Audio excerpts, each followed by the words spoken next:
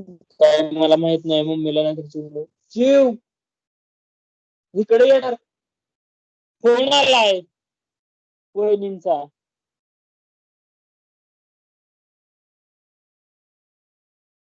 मी lecture ऐकायला लागलो.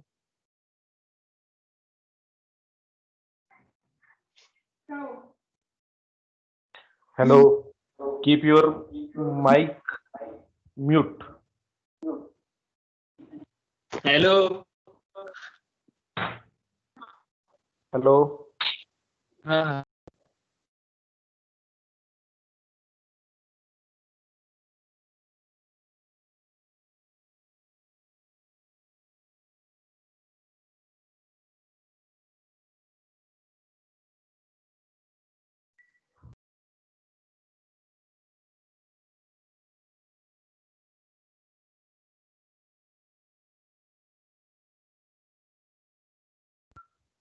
I request all students keep your mic in mute position.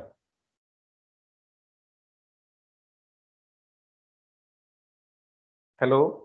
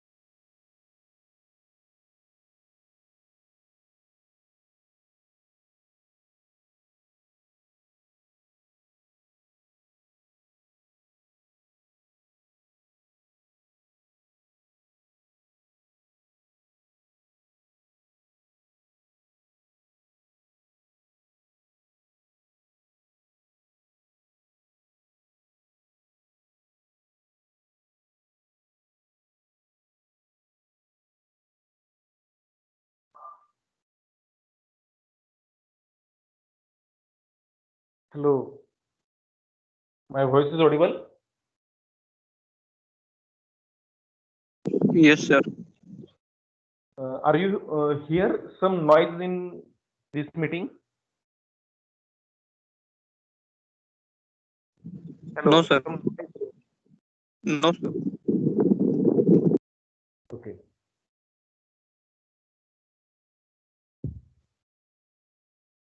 Hello. Good morning, everyone. Today we will start our subject Indian Constitution with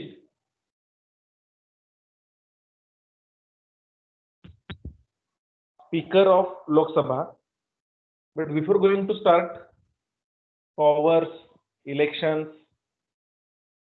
and responsibilities of Deputy Speaker and Speaker of Lok Sabha, we'll just take review of last three lecture. In last three lecture, we studied the responsibilities, elections, and powers of President, Prime Minister, Council of Ministers, Cabinet Ministers. Also, we studied responsibilities of Rajya Sabha and Lok Sabha. On the basis of these three chapters, I created one quiz in Microsoft Forum. In last lecture, I given you link of that quiz. I hope you all completed that quiz. If it is not completed by some student, then they can complete till today afternoon up to 3 p.m.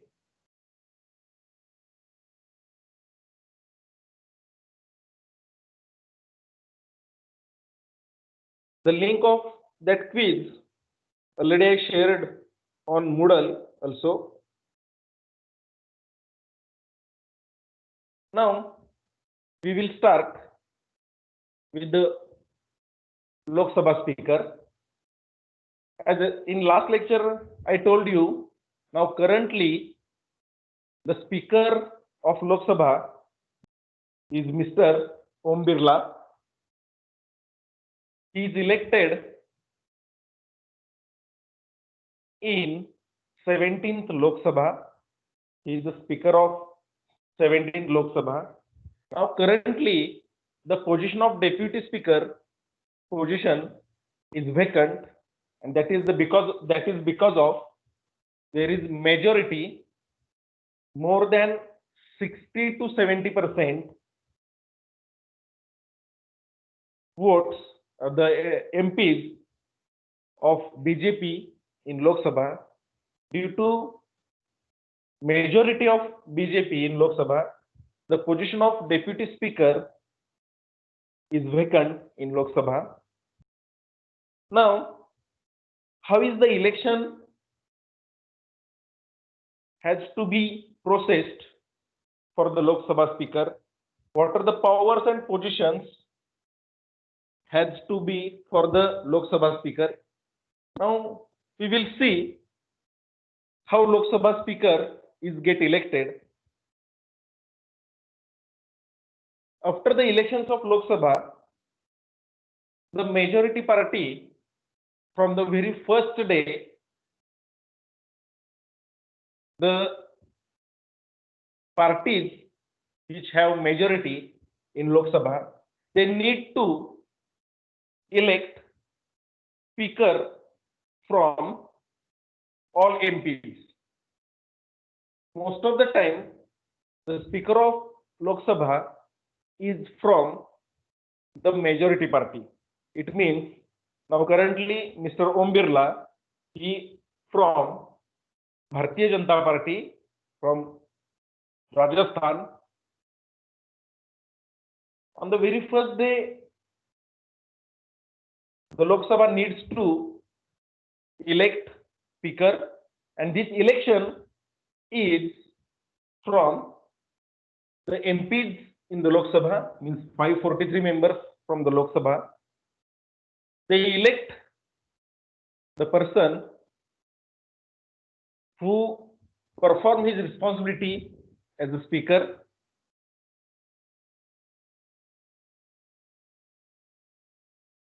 The Lok Sabha speaker, what is the role of Lok Sabha speaker?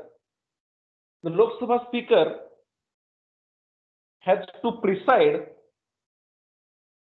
the sessions of Lok Sabha day to day. Also, he needs to control all the sessions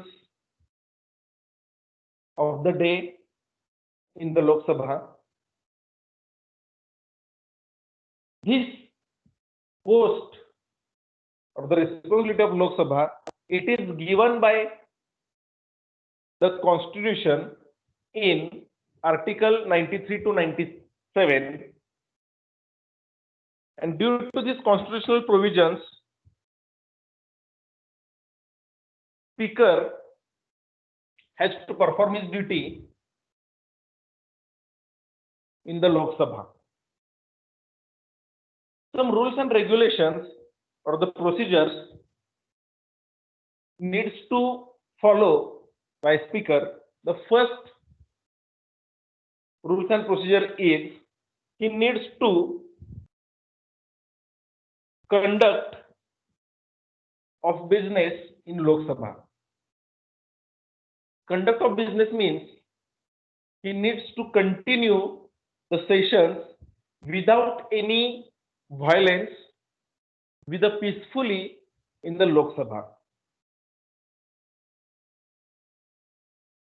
Also, he needs to conduct meetings and the sessions, smooth conduction of parliamentary proceedings.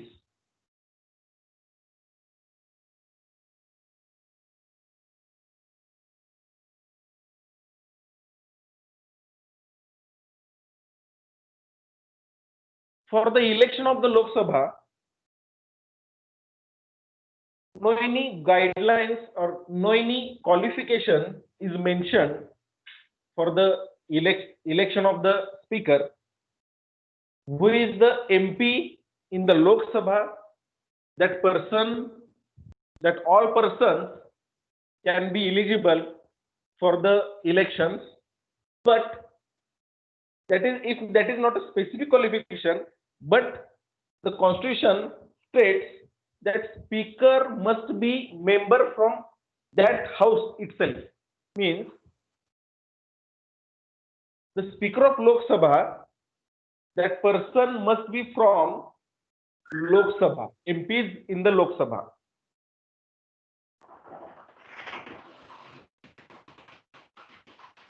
Only last 12th and 13th Lok Sabha, Mr. Balayogi and Mr. Manohar Joshi, these are the two members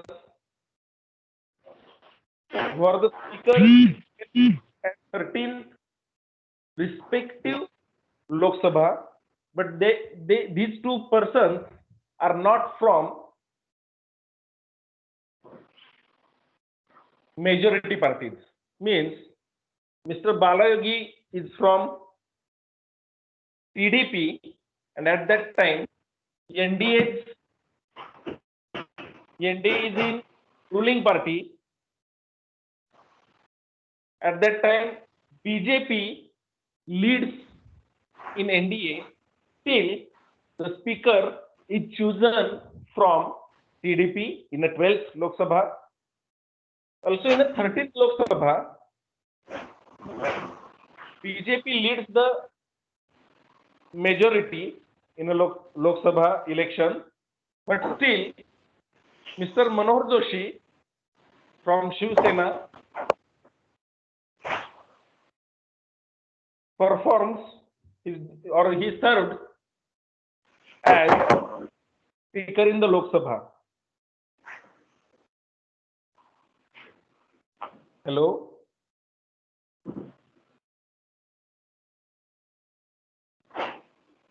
There is a noise from student. Please mute your mic.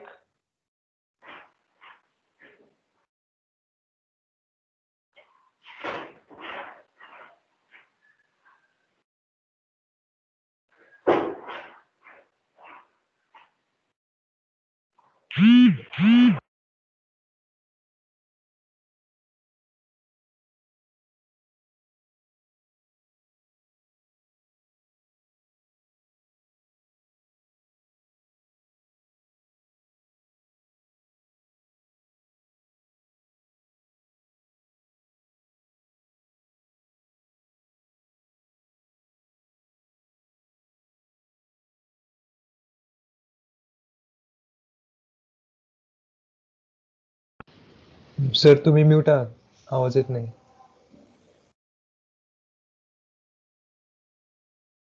Now, some powers are given to Lok Sabha Speaker. That powers, the first power is conduct business in Lok Sabha. This conduct business in Lok Sabha means the speaker needs to conduct smooth proceedings in a Lok Sabha, in a parliamentary what are the parliamentary proceedings? Speaker needs to conduct with a smooth perform. Then another power, he or she guards the rights and privilege of the members.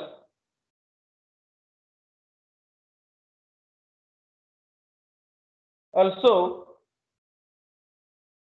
when the equal votes or raises in on any bill, at that time, speaker has right to cast his vote and give majority to any one side.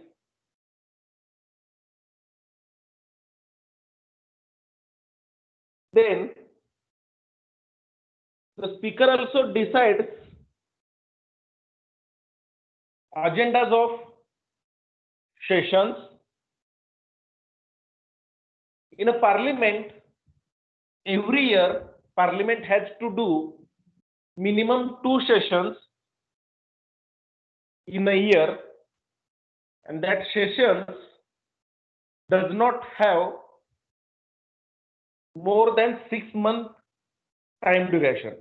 Means after first session, that parliament have to arrange second session before completion of 6th month. संसदेचं जे अधिवेशन असतात, वर्षातून किमान 2 वेळेला अधिवेशन घेणं गरजेचं आहे, ज्यामध्ये एक असतं हिवाळी अधिवेशन, दुसरं आहे पावसाळी अधिवेशन. मोस्ट ऑफ द टाइम पावसाळी अधिवेशन हे जुलै ते ऑगस्ट मध्ये अरेंज केलं जातं. हिवाळी अधिवेशन जे आहे ते नोव्हेंबर डिसेंबर मध्ये अरेंज केलं जातं, जुलै किंवा जून मध्ये. शिवाय संसदेची मिनिमम एलिजिबिलिटी आहे, मिनिमम 2 अधिवेशन झाले पाहिजेत. पण इंडियामध्ये संसदेचे 3 अधिवेशन होतात. एक पावसाळी अधिवेशन, दुसरं हिवाळी अधिवेशन आणि तिसरं बजेट सेशन, जे फेब्रुवारी मार्च मध्ये अरेंज केलं जातं. जनरली 3 सेशन्स, 3 अधिवेशन संसदेचे भारतीय पार्लिमेंटमध्ये होत आहेत, संसदेत होत आहेत.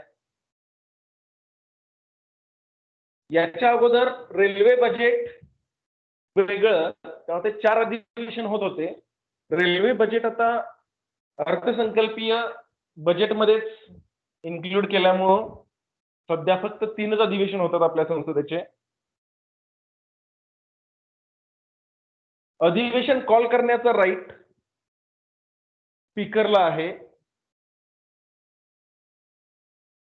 The agendas of sessions, these 3 sessions or the meetings, everyday meetings that decides by speaker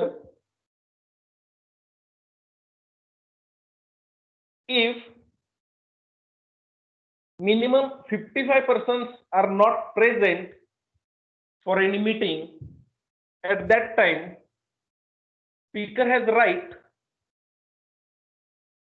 to cancel that meeting. We heard most of the time there is a violence in parliament in a session. अधिवेशनाच्या वेळेला गदारोळ झालाय संसदेत. बऱ्याच वेळेला आपण काही लोकांनी मतं मांडली नसल्यामुळे त्यांनी बहिष्कार टाकलाय असंही ऐकतो आपण बऱ्याच वेळेला. तर त्या केसमध्ये स्पीकरला राईट आहे की तो स्पीकर, सभापती, संसदेचं कामकाज काही वेळासाठी तहकूब करू शकतो, किंवा जर केस मोठ्या असतील, जर समजा बहिष्कार टाकण्याच्या आणि त्याबद्दल जर एमपीचे जर मेजर इश्यूज असतील, तर त्या केसमध्ये तो अधिवेशन थांबवू पण शकतो. ह्या पॉवर्स आहेत स्पीकर्सच्या. काही मेजर पॉवर्स स्पीकर्सच्या आहेत त्या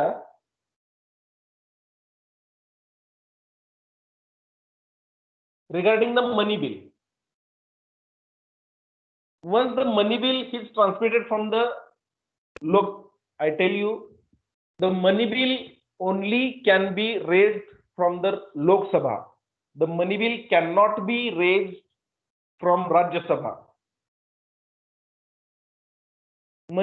Once the money bill is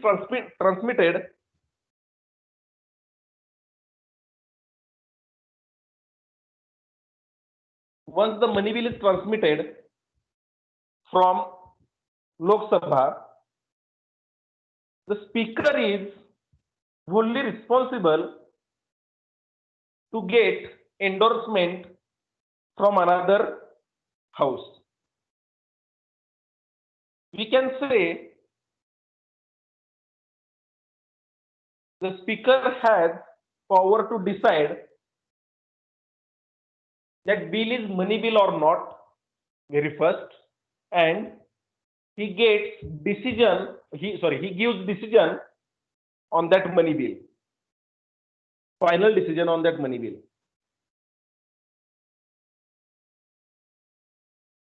The speaker did not have the right to raise impeachment process on president. Also, he cannot take no confidence motion. He cannot take part in no confidence motion.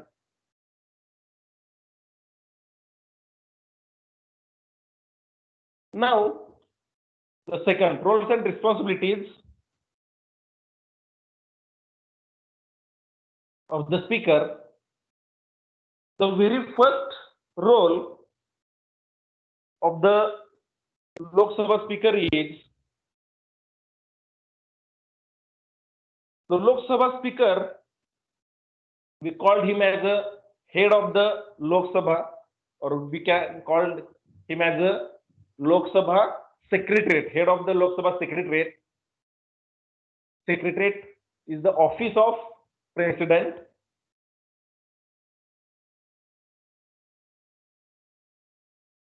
As per the constitution, pro temp speaker and current speaker, these are the two terms given by our constitution. Pro temp speaker means who heads the office of the secretariat, pro temp speaker, and the speaker, general speaker, we this term as who heads the lower house or the house of the people, Lok Sabha, who is at the center and conduct the proceedings of Lok Sabha.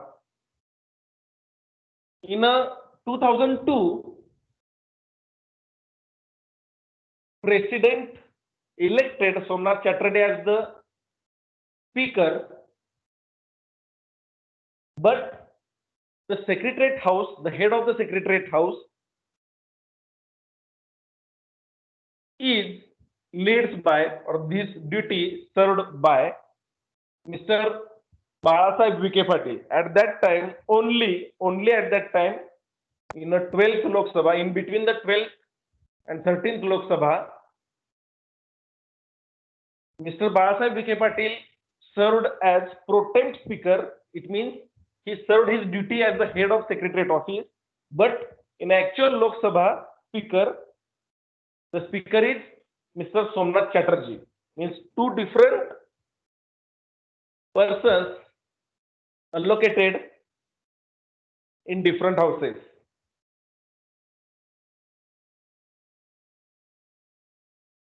Another role of speaker, he cannot alter or add members in a parliamentary house. It means सभापतीला तो अधिकार नाही की कोणती पोटनिवडणूक call करणं, त्याच्याऐवजी दुसरा person depute करणं. President has right, if in any case speaker is not available or not in position to perform his duty, in that case President has right to choose person who that person performs the duty of speaker if deputy speaker's post is vacant.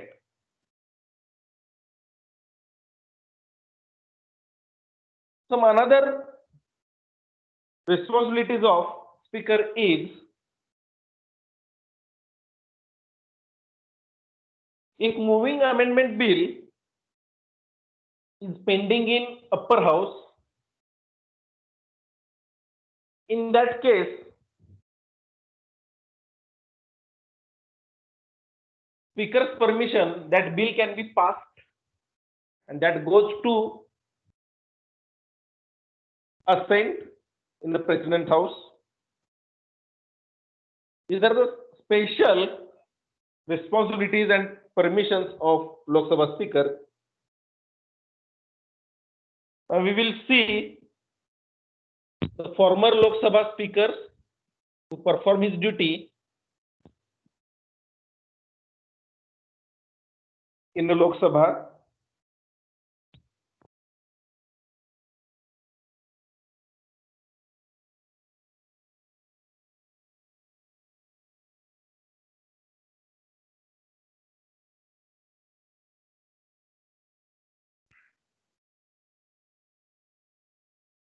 Here,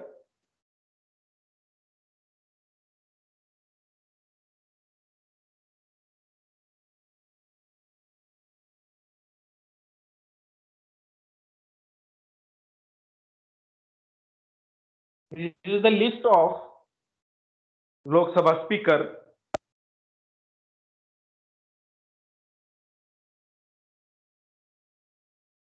The very first member of Lok Sabha Speaker is Mr. G.V. Malvankar, who perform his duty in a first Lok Sabha. Generally, the Lok Sabha Speaker's duty is the same with Lok Sabha. Means in a first Lok Sabha, there is a first speaker. In a second Lok Sabha, there is a second speaker. But many times, if MPs raises no confidence motion against speaker, opposition parties MPs raises no confidence motion against speaker, at that time, that speaker has to give his resignation to the prime minister, and again this process continues. Election of speaker, then the second speaker will get elected.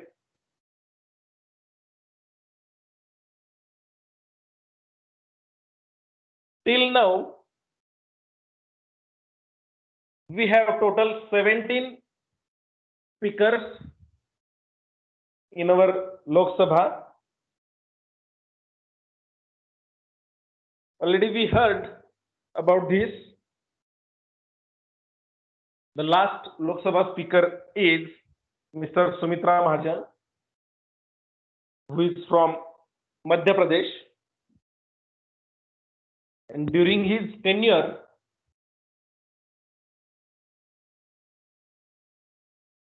he gives most of the time he casts his vote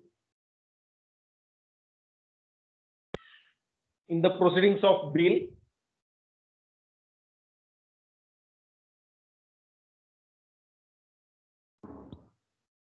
The tenure of Lok Sabha Speaker is the same tenure as Lok Sabha, but if Prime Minister dissolves Lok Sabha, still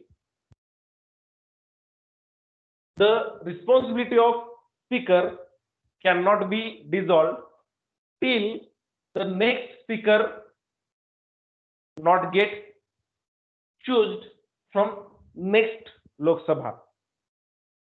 जोपर्यंत पुढची लोकसभा तयार होत नाही, दुसरा speaker elect केला जात नाही, तोपर्यंत जो पूर्वीचा जो स्पीकर आहे, सभापती आहे, त्याचा कार्यकाळ संपुष्टात येत नाही.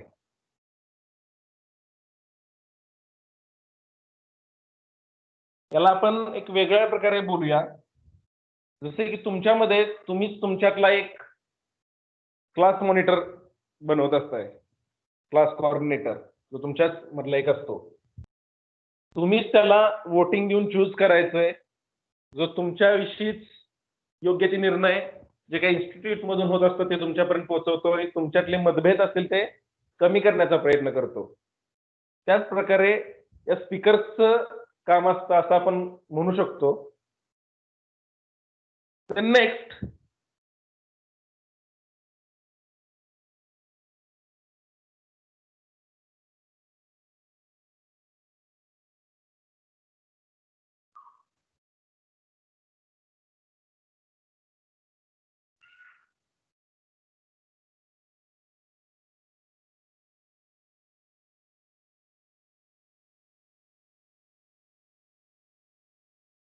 Rajya Sabha speaker.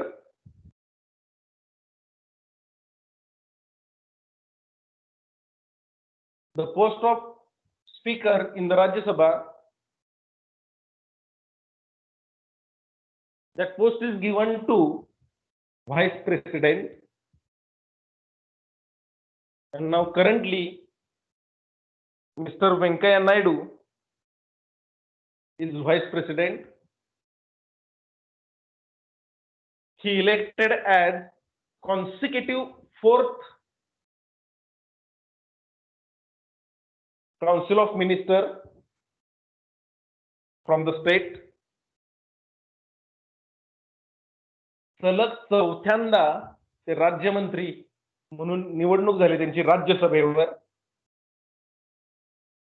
He performing his duty as a vice president as well as he performing his duty as speaker in a Rajya Sabha.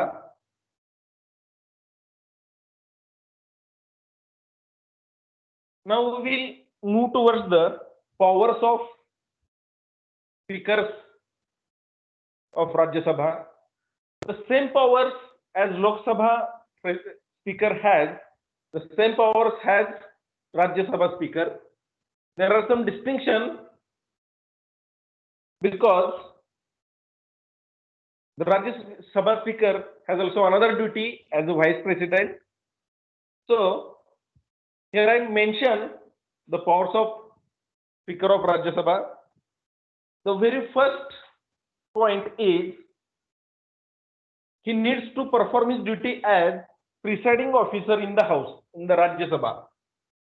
He is the very first person in the Rajya Sabha. He needs to perform his duty as a presiding officer. Then also he needs to perform his duty as principal spokesman of the house. And he needs to cast his vote in a situation where the equal vote casted by the remaining MPs on a special bill.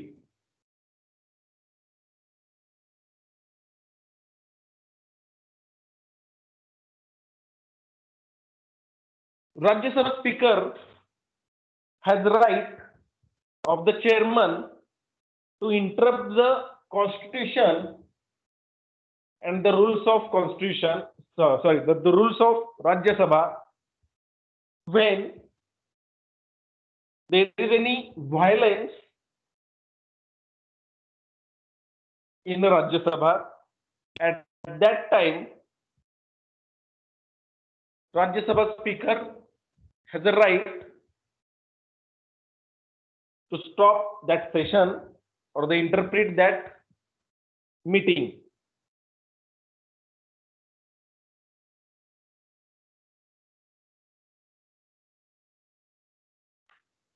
Now, the former Rajya Sabha speakers list I mentioned here.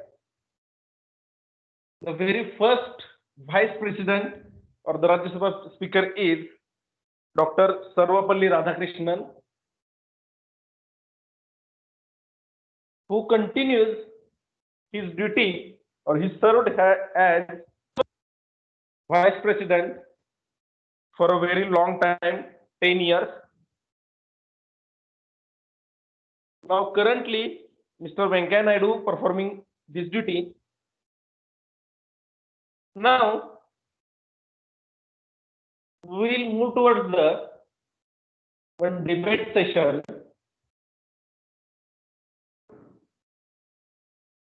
on the base.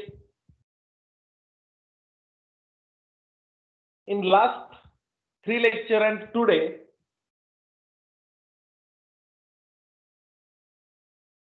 we studied the most of the parts of Lok Sabha and Rajya Sabha, means of the parliament, Samsad.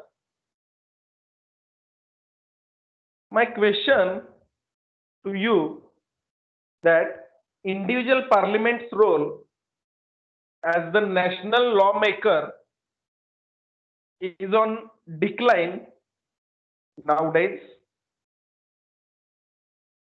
has adversely impacted the quality of debates and their outcomes. तो question आणखी एकदा परत clear करतो तुम्हाला. सध्याच्या परिस्थितीत पार्लिमेंटचा मुख्य role आहे की लॉ मेकिंग. सध्याच्या परिस्थितीत जो त्यांचा फर्स्ट रोल आहे तो ते विसरलेत.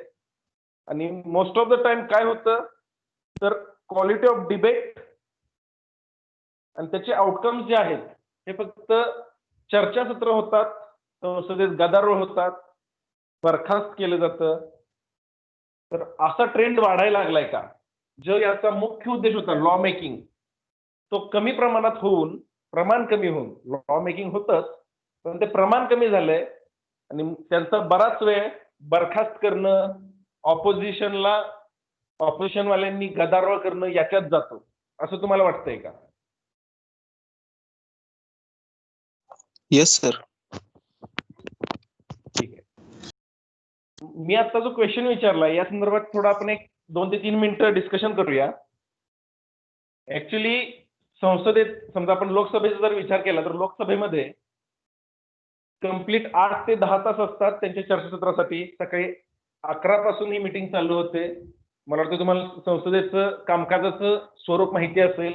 सकाळी 1 तास भाषण होतं, नंतर परत चहापान, नंतर परत दुपारी 1 तास भाषण, 1.5 तास, नंतर परत लंच, परत भाषण, नंतर परत आपण थोडं चहापानाची वेळ असते, नंतर परत भाषण. हे कंटिन्यू चालू असतं.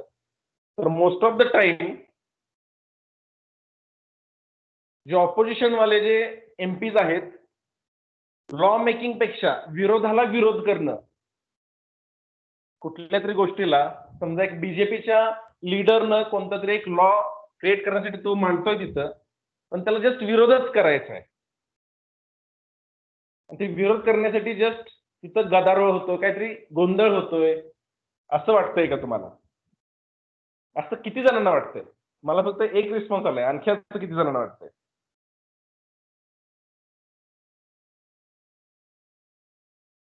हॅलो,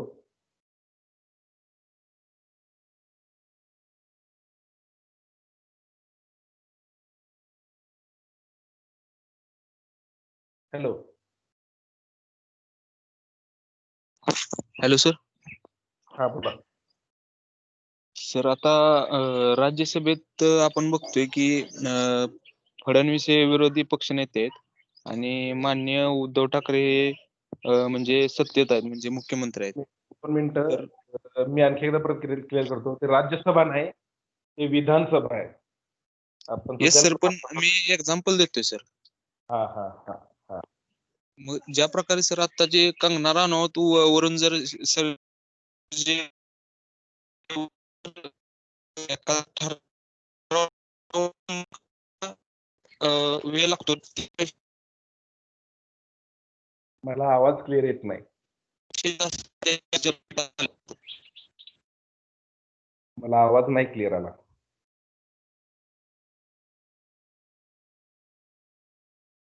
हॅलो,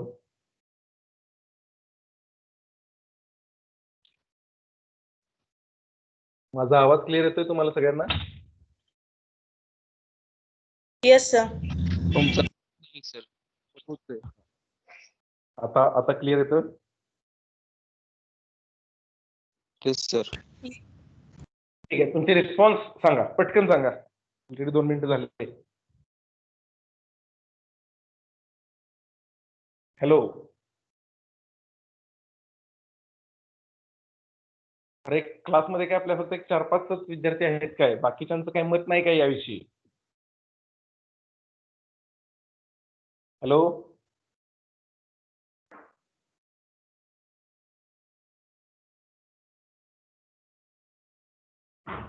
व्हील रोटेट करूया का, स्पिन करूया काय, त्याशिवाय काय कोण बोलणार नाही.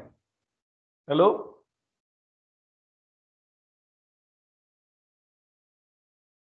ठीक आहे.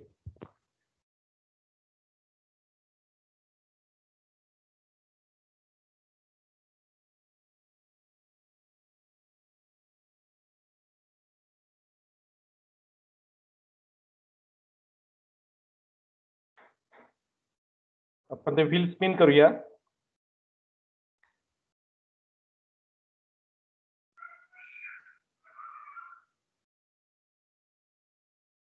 शिवशरण योगेश शिवशरण, तुमचं मत मांडा. हॅलो हा. सर, तसं काय वाटत नाही मला. विरोधाला विरोध करायचा म्हणून करत नाहीत. खरोखर विरोध असला तर करतात. बर चुकीचे त्यातलं काय असलं तर ते लोक विरोध करतात, उगाच नाही करत. बर, याच ठीक आहे, तुमचं मत नाही. मग याच्या रिलेटेड काही माहिती आपल्याला लोकसभेच्या संकेतस्थळावर माहिती मिळते का, की एका कंप्लीट दिवसात किती विधेयकं मांडली गेली, त्याच्यावर किती डिसिजन झाले, बिल्स किती पास झाले, याच्याविषयी माहिती आपल्याला संकेतस्थळावर मिळते. जर आपण पूर्वीचे Lok Sabha second, third up to seventh Lok Sabha, त्या लोकसभेच्या काळात एका दिवसात किती मॅक्सिमम विधेयकांवर विचार केला जायचा आणि सध्याच्या 14व्या, 15व्या, 16व्या, 17व्या लोकसभेत किती विधेयकांवर विचार केला जातोय हे तुम्हाला बघायला मिळतंय. तर ते एकदा बघा. हा, ते सर. ठीक आहे. नाही, ठीक आहे, मी तुमच्या ऑपोजिशन मध्ये नाही, फक्त मला काय सांगायचंय की जे प्रमाण आहे ते कुठेतरी कमी होतंय असं नक्कीच त्यातून जाणवतंय. जो टाइम आहे, अटेंडन्स, दुसरा एक प्रश्न असतो अटेंडन्स. आता तुम्हाला तुमच्यावर जे काही तुम्हाला असं वाटत असेल की आरआयटीनं आम्हाला अटेंडन्स कंपल्सरी केलंय, डिस्कशन्स कंपल्सरी केलंय, तर त्यात या रिलेटेड पूर्ण इन्फॉर्मेशन आहे. कुठला राज्यमंत्री किती वेळ प्रेझेंट आहे, किती सेशन्सला तो प्रेझेंट आहे, किती डेज प्रेझेंट आहे, समजा अधिवेशन असेल तर किती त्यापैकी पर्सेंटेज अटेंडन्स आहे त्याची, जर त्याची पर्सेंटेज अटेंडन्स नसेल तर काय रूल्स आहेत संविधानात.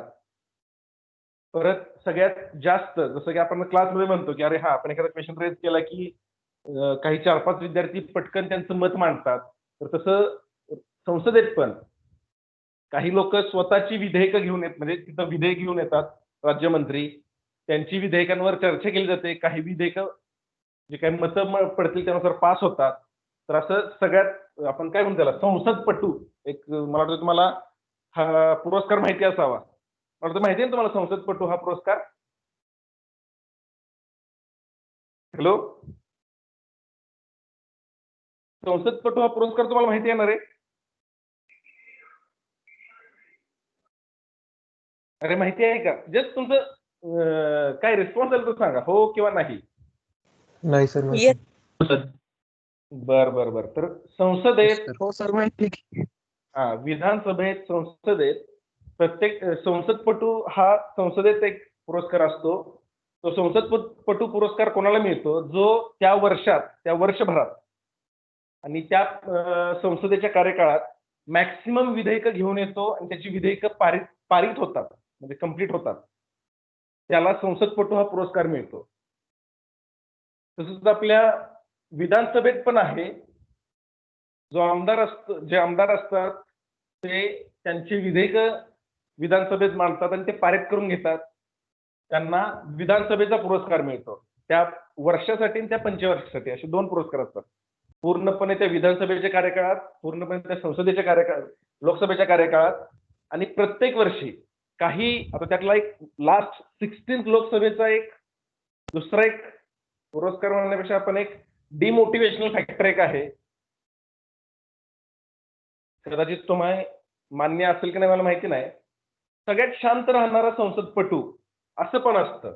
संसदपटू म्हणतो सगळ्यात शांत राहणारा राज्यमंत्री असं पण असतं. एखादा राज्यमंत्री असा असतो की जो त्याच्या 5 वर्षाच्या कार्यकाळात एकदाही कुठलंही विधेयक घेऊन जात नाही किंवा कुठल्याही बिलावर त्याचं स्वतःचं पर्सनल मत नसतं. असं पण असतात काही गोष्टी. तर ह्या सगळ्याची माहिती lokSabha.nic.in वर दिलेली असते. ती मला वाटतं आपण आता हा सब्जेक्ट शिकतोय त्यामुळे बघूयात. बऱ्याच गोष्टी तुम्हाला सध्या करंट काय चालले आहेत, कुठली विधेयकं पारित होत आहेत, कशा प्रकारे पारित होती या संदर्भात तुम्हाला माहिती मिळेल. तर जी 16वी लोकसभा होती, 16व्या लोकसभेत मिस्टर उदयनराजे जे काय म्हणू आपण त्याला, ज्यांनी कुठल्याही विधेयकावर चर्चा केली नाही, सगळ्यात कमी प्रमाणात त्यांची मतं त्यांनी विधेयक मांडली गेली. कमी प्रमाणात म्हणण्यापेक्षा आपण दुसरं काय म्हणजे कमी प्रमाणात बोलूया सध्या.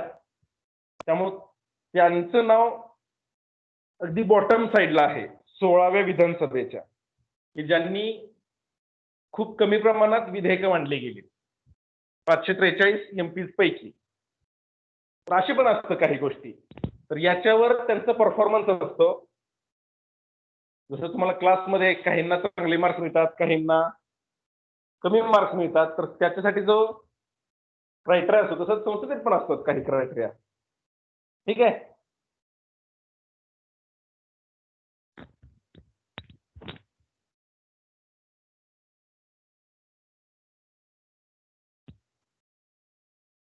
Next,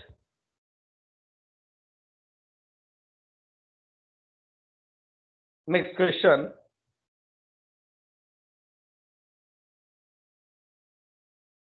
Do you think that Constitution of India does not accept principle of strict separation of powers, rather it is based on principle of checks and balance? Question clear करतो. तुमच्या मते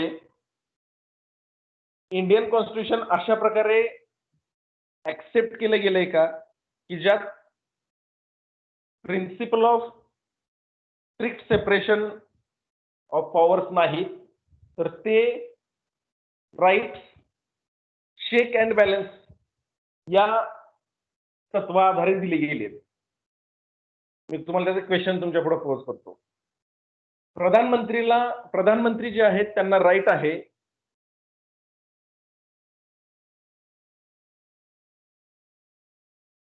देशाच्या इम्प्रुव्हमेंटसाठी जे डिसिजन घेण्याचा, पण त्यांची नेमणूक हे राष्ट्रपती करतात. जसं की उदाहरण CAG, controller of attorney and journey, RBI governor,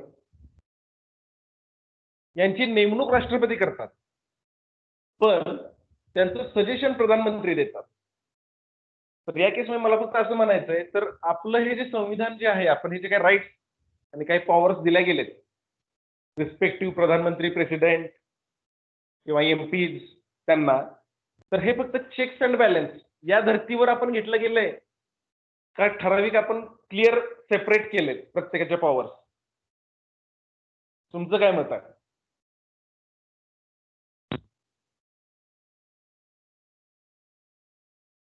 मला वाटतं आता दुसरा पर्सन बघितला पाहिजे व्हील स्पिन करून. नेक्स्ट, पेडणेकर निहार.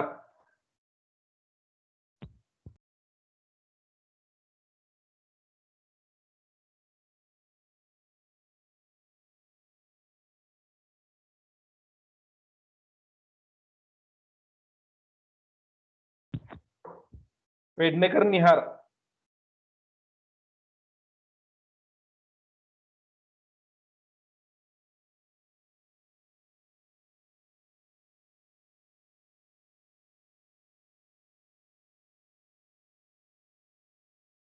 अरे आहे का तो log in? Nihar Pednekar.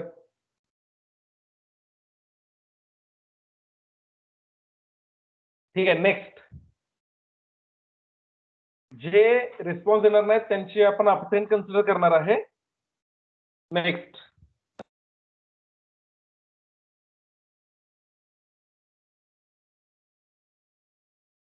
Abhishek जुंगारे.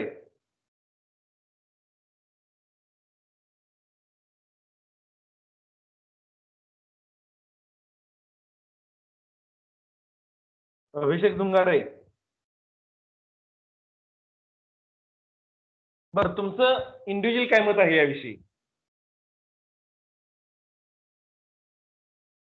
Hello.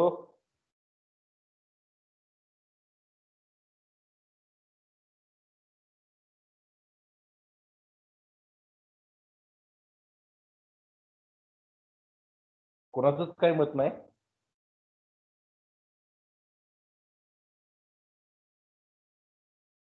ठीक आहे, नेक्स्ट क्वेश्चन.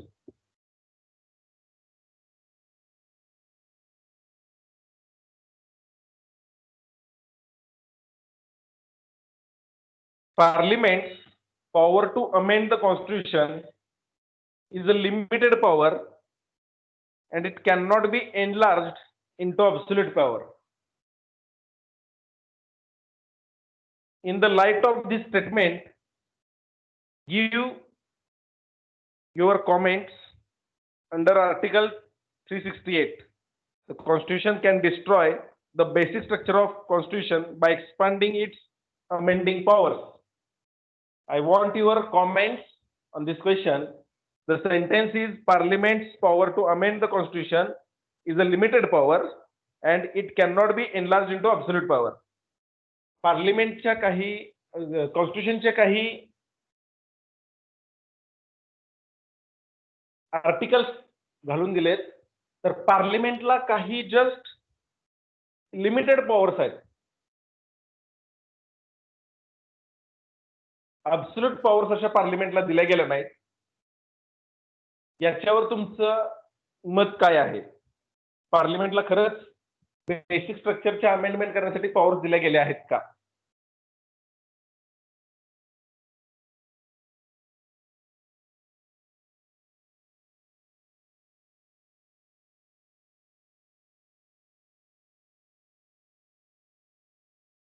हॅलो.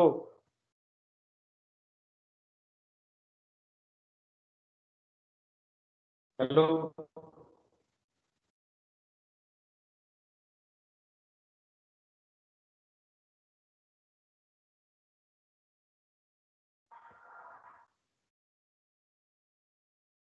अरे काय प्रॉब्लेम काय? प्रॉब्लेम तरी तुमचं समजू देत.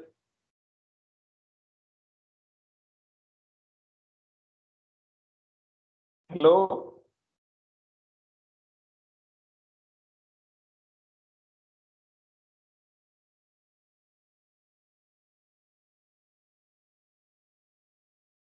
हॅलो. Yes sir. अरे काय प्रॉब्लेम काय? तुमची मत मांडा.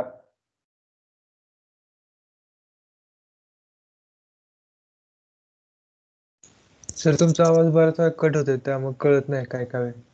त्यामुळे रिस्पॉन्स द्यायला पूर्ण प्रॉब्लेम येतोय. ठीक आहे, आता येतोय का? आता येतोय? हो सर. तुमची मत मांडा. आपला जो क्वेश्चन आहे,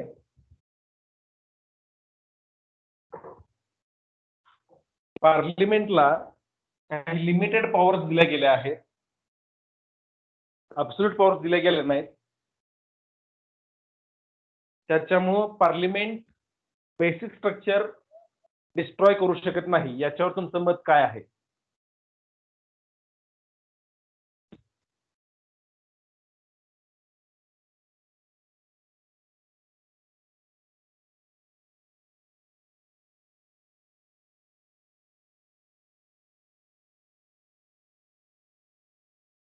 हॅलो.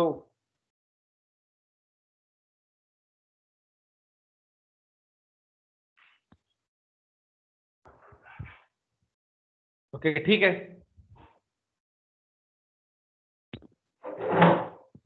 मला एक गोष्ट सांगा, मी तुम्हाला फंडामेंटल ड्युटीज या चॅप्टरवर आपलं डिस्कशन झालं होतं की तुम्हाला पोस्टर्स तयार करायला सांगितले होते.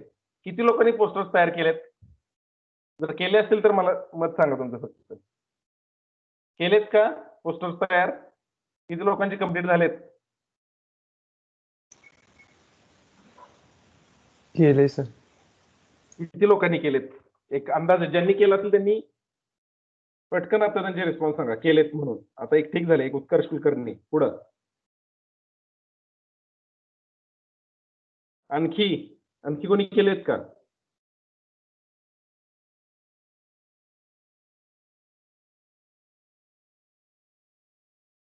नाही.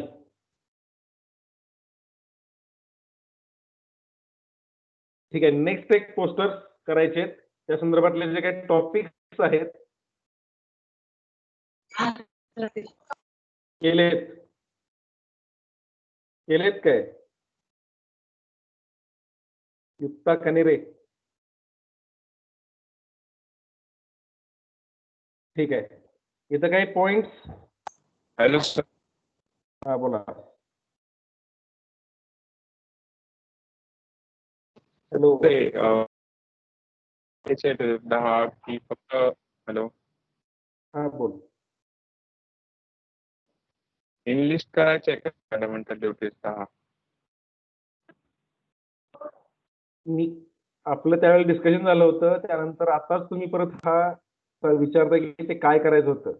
मी ठीक आहे, तुम्हाला आणखी एकदा क्लिअर करतो. ज्यांनी केलेत, मला वाटतं युक्ता किन्नरे आणि उत्कर्ष कुलकर्णी या दोघांनीच पोस्टर्स केलेत. ते दोघं सोडून बाकीच्यांसाठी जे काही इथे पॉइंट्स मांडले गेलेत, हे मी एक्सेल शीट किंवा तुमचे प्रिफरन्स घेईन. रॅन्डम प्रिफरन्स असतील, रॅन्डमली तुम्हाला या पॉइंट्सवर पोस्टर अलॉट केलं जाईल. पोस्टरचे पॉइंट्स, जस्ट पोस्टर कोणत्या पॉइंटवर तयार करायचंय हे सब्जेक्ट इथे क्लिअर केलेत.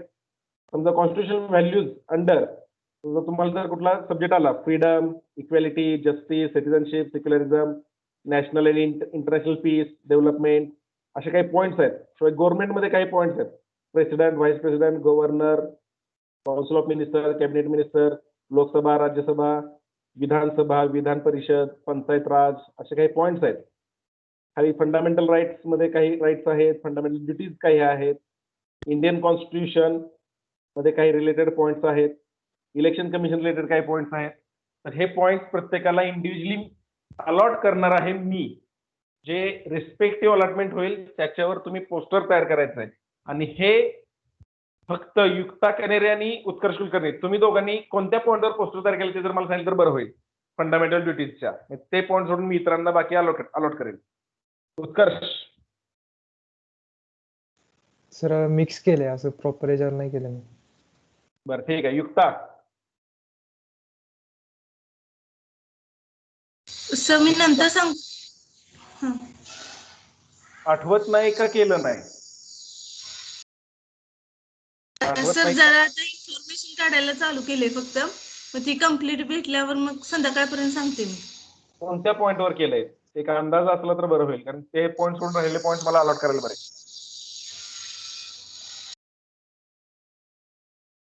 फंडामेंटल फंडामेंटल ड्युटीज मधला कुठली ड्युटीज वर पोस्टर चालू केलंय?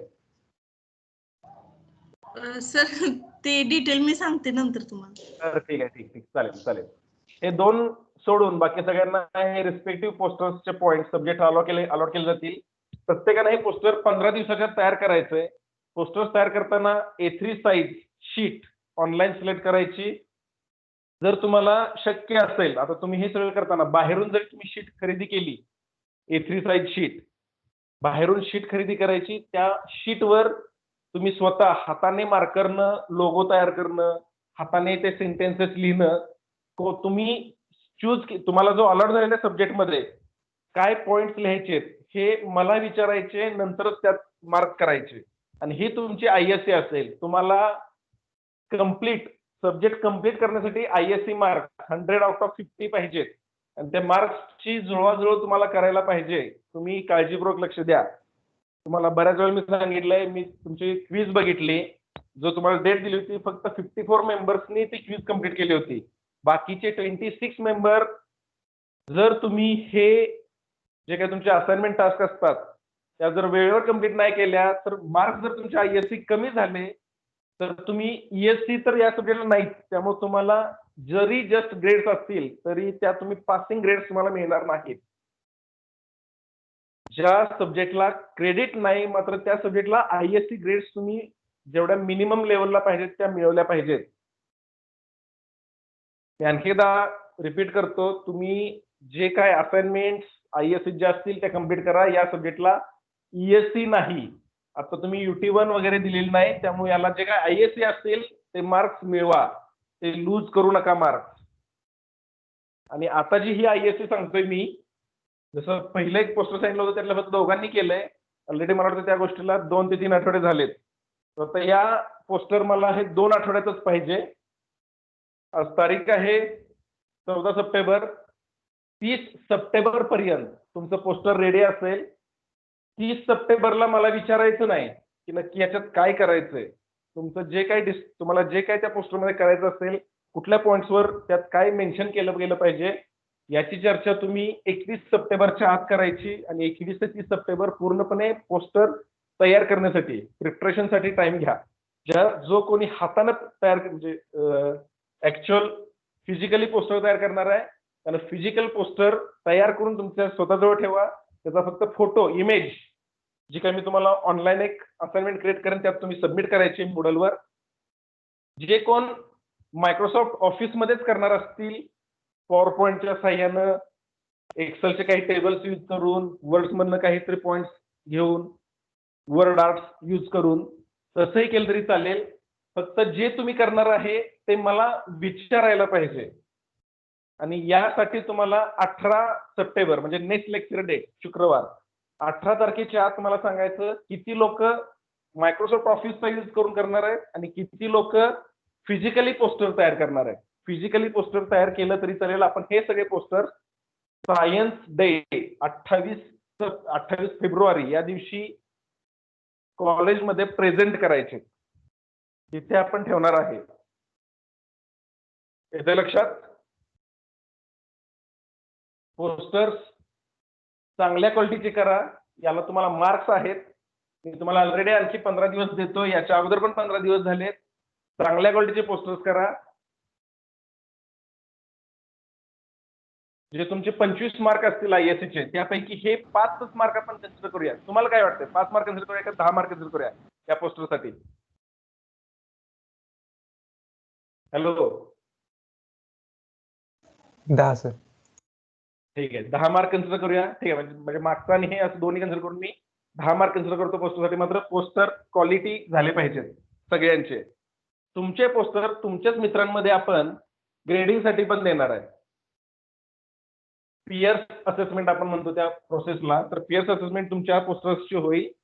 पियर्स असेसमेंट मधून समजा जे इक्वेलिटी येईल, म्हणजे समजा तुम्ही पण एका पोस्टरला 10 मार्क दिलेत आणि त्याला फॅकल्टी कडून पण 10 मार्क मिळालेत आणि दुसऱ्या 2-3 पियर्स कडून पण 10 मार्क मिळालेत, तर ते व्हॅलिड होईल.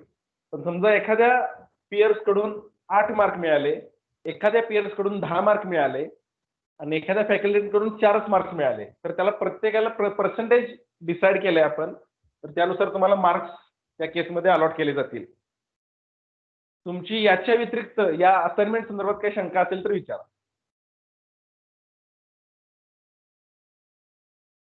या पोस्टर रिलेटेड तुमची काही शंका असेल तर विचारा.